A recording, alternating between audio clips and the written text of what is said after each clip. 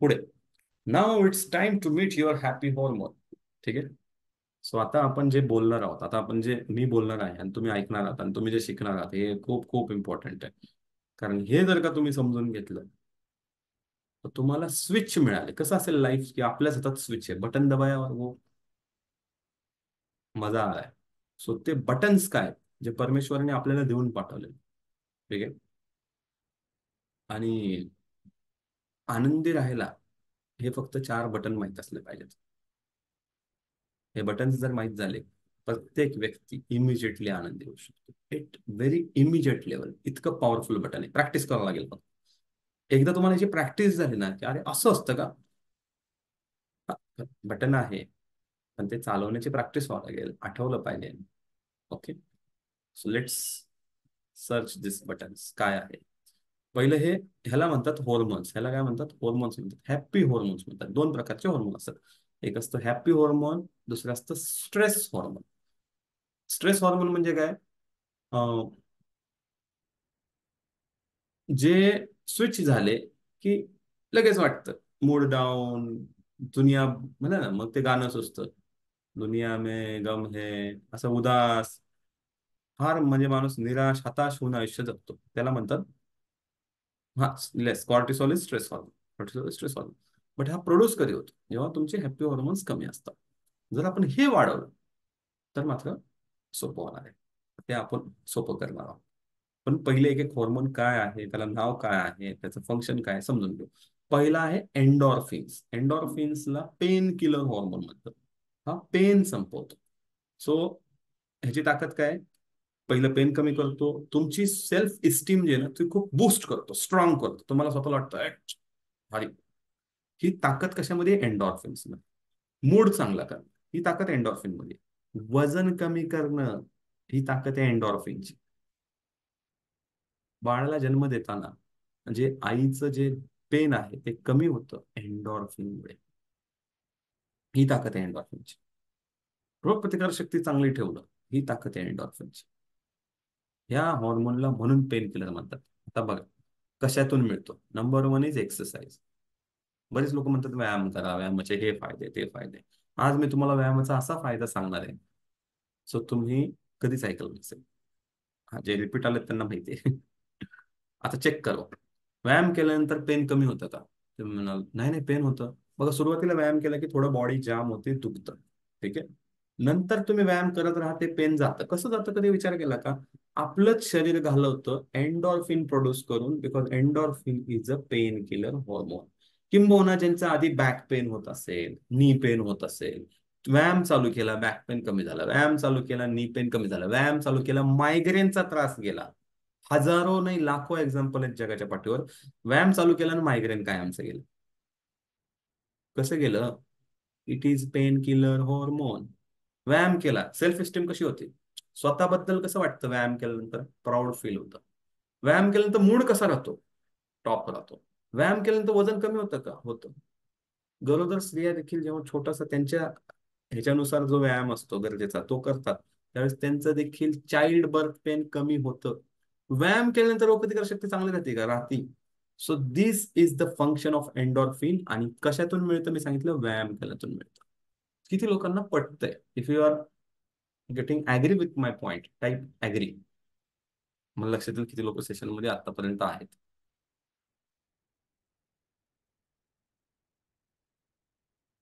Wow, fantastic.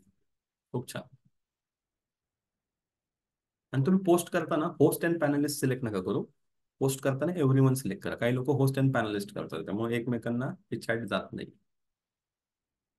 पुढे, aromatherapy. Aromatherapy is a very important therapy.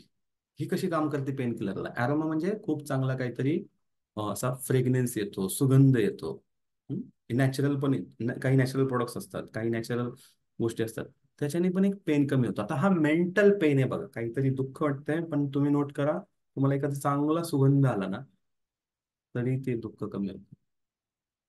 So ती power आहे त्याची. त्याचबरोबर तुम्ही जर असे सगळे मुद्दे लावले ना ॲरोमाथेरपीचे, इस्टीम वाढते, मूड चांगला होतो. आता मूड चांगला झाल्यामुळे वेट लॉस. ठीक आहे. त्याचबरोबर पुढचं आहे फनी शोज. कॉमेडी पाहत चला. ठीक आहे, तुम्ही मेंदूला काय द्याल ना, जसा इनपुट तसा आउटपुट. हॉरर पाहताय, थ्रिलर थ्रिलर ठीक आहे, मला पण थ्रिलर फार आवडतं. बट नुसतेच मर्डर मिस्ट्री पाहताय, क्राईम पेट्रोल पाहताय, हे पाहताय ते पाहताय, जे घडत नाही, सगळ्यात वाईट वाईट उदाहरण तुम्हाला दाखवलं जातं. क्राईम क्राईम बिम पाहू नका. क्राईम मी तर म्हणेल न्यूज पण पाहू नका. मी न्यूज पाहत नाही. मला वाटतंय 2004 का 2005, एक्झॅक्ट मला नाही सांगता ना, तेव्हापासून मी कधीच न्यूजपेपर वाचला नाही. हा, कधीतरी असं पडलेला असतो थोडा हातात घेईल. बट न्यूजपेपर मी मागवत नाही, माझ्या न्यूज पाहत नाही. मी युट्यूब देखील प्रीमियम वापरतो, कारण मला जाहिराती बघण्यात इंटरेस्ट नसतो. कुठली जाहिरात, हा मी जाहिरात बघतो, पण मी मार्केटिंगचा अभ्यास करण्याच्या हिशोबाने प्रॉपर जाऊन जाहिराती बघेल. पण मला कुठली जाहिरात दाखवा हे ते मला नाही आवडत. तर मी का सांगतो तुम्हाला, कारण की तुम्ही काय इनपुट देता ना, तसं तुमचं माइंड परफॉर्म करतो. So watch funny shows, comedy पहा. मी महाराष्ट्राचे हास्य जत्रा रोज पाहतो, एक स्किट तर मी रोज पाहतो. शीतल मॅडम, मला माहिती आहे की रात्रीचे कधी कधी 12 वाजलेले असतात मला झोपायला, पण मी 12 वाजता एक स्किट पाहतो. हा, आता आज देखील मला माहिती आहे की मला साधारणतः 12 वाजता, कारण मला इथून आता माझ्या चिंचवडच्या घरी जायचंय, तिथून मग मला तळेगावला जायचंय. सो आज देखील मला कमीत कमी 12 वाजतील, पण मी एक स्किट पाहणार आणि झोपणार. कारण ते केल्यानंतर जेव्हा तुम्ही फनी शो पाहता, तेव्हा तुमच्या माइंडला एक वेगळं रिलॅक्सेशन मिळतं. करून बघा, हॅबिट चेंज करा. आणि ते असे तर शो कधीच पाहू नका जे कधीच संपत नाही, ज्याचं एंडिंग फिक्स नसतं. तुम्हाला माहिती ना, डेली सोप, डेली शोज म्हणतात त्याला, डेली सोप म्हणतात, डेली सोप ओपेरा म्हणतात, ऍक्च्युअली ओरिजिनल वर्ड तो आहे ना.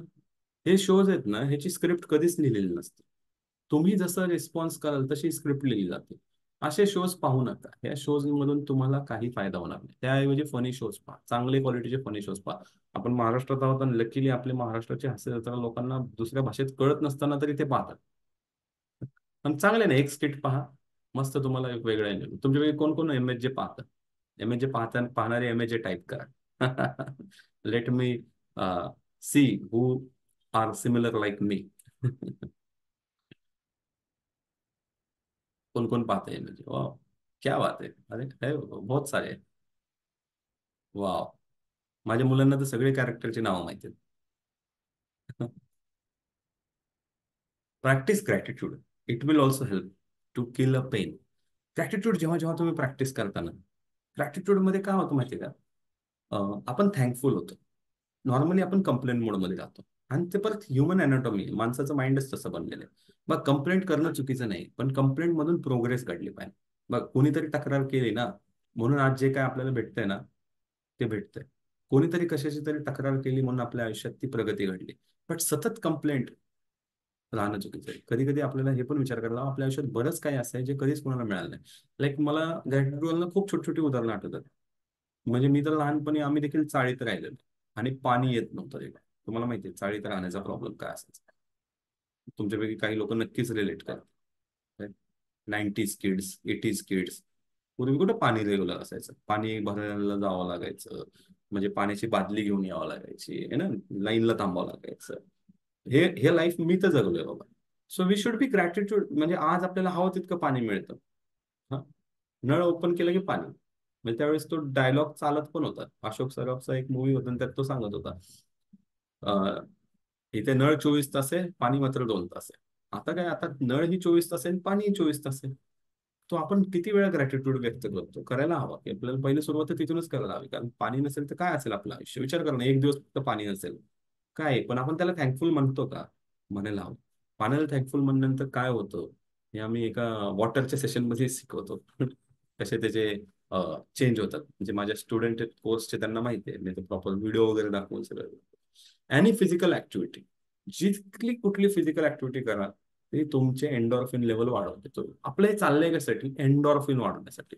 एंडॉर्फिन वाढवल्यानंतर काय होणार आहे? आपल्याला मेंटल लेवलला बरं वाटणार आहे.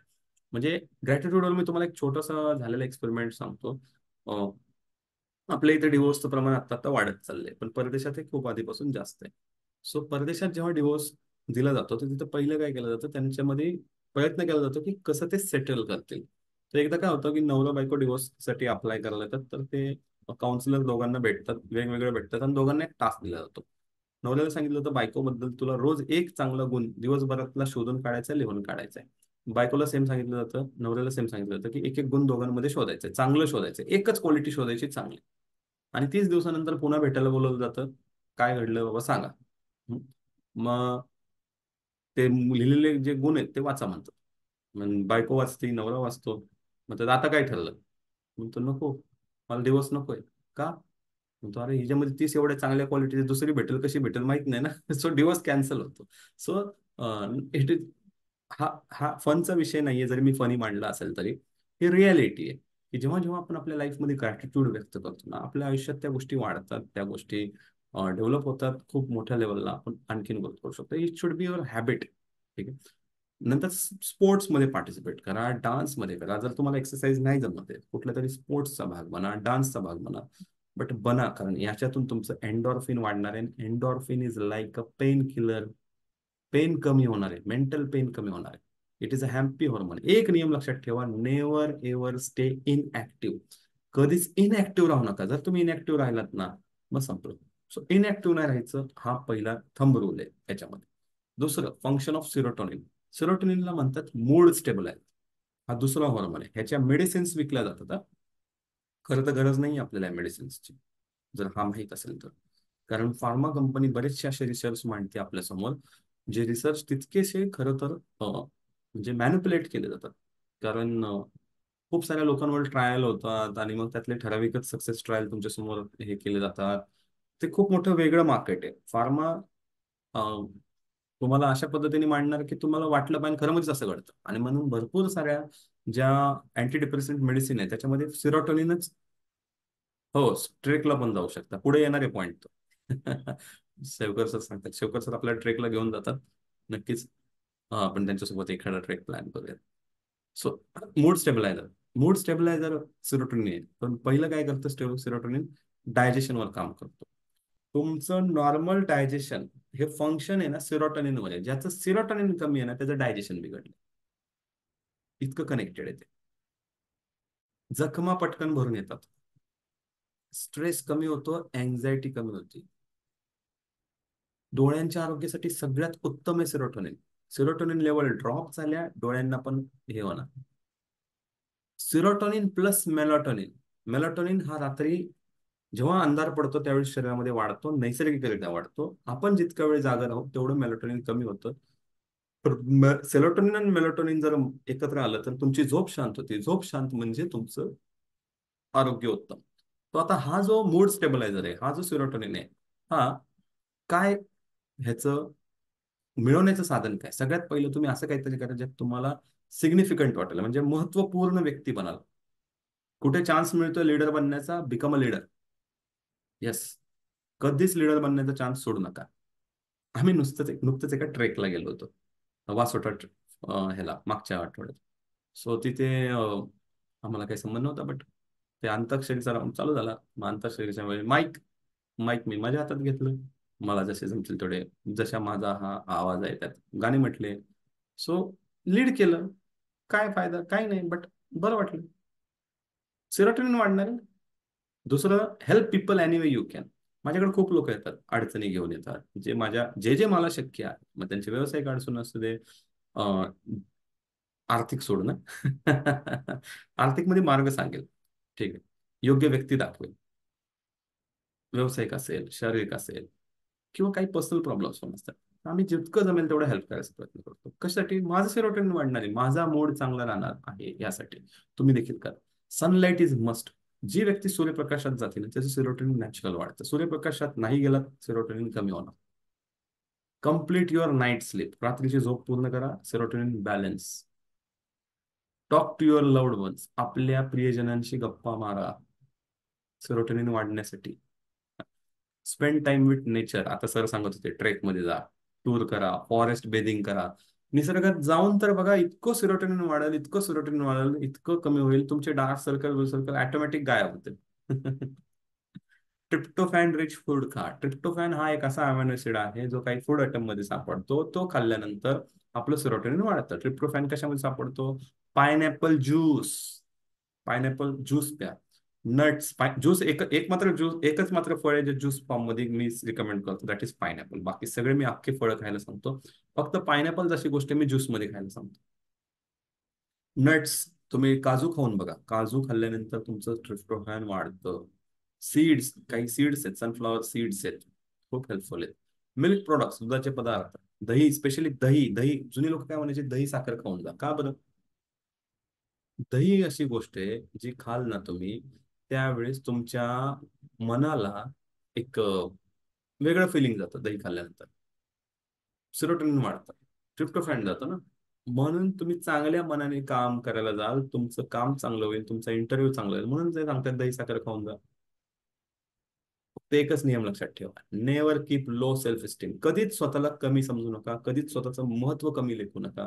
तुमचं संपूर्ण शरीर व्यवस्थित चाललंय तर एक कायम लक्षात ठेवा, तुमच्या शरीरासारखं नकली शरीर बनवायला शास्त्रज्ञांना 320 करोड रुपये लागले होते, नकली बनवायला. ओरिजिनल नाही, त्यात प्राण नव्हतं, बाकी सगळं होतं.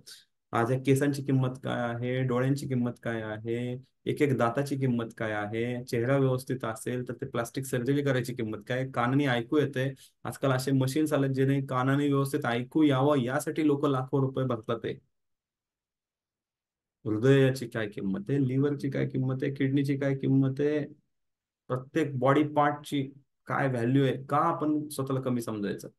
कधीच स्वतःला कमी नाही समजायचं.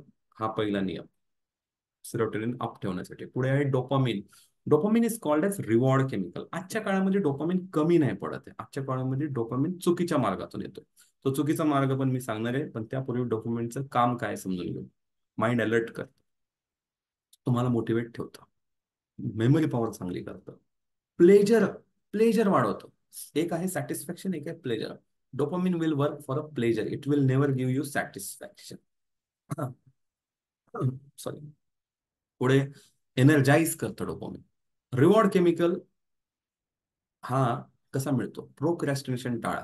आजचं काम उद्यावर, उद्याचं काम परवावर, ही सवय लागली की डोपामिन कमी होतो. काम कमी ठरवा पण ती वेळेत पूर्ण करा. त्याचबरोबर छोटे टार्गेट ठेवा, अचीव करा. अचीव केले की काय वाटतं? कॉम्प्लिमेंट द्या, स्वतःला द्या. कोणतरी तुम्हाला देणार असेल, कोण देण्याची वाट बघू नका. प्रोडक्टिव्ह टास्क करा.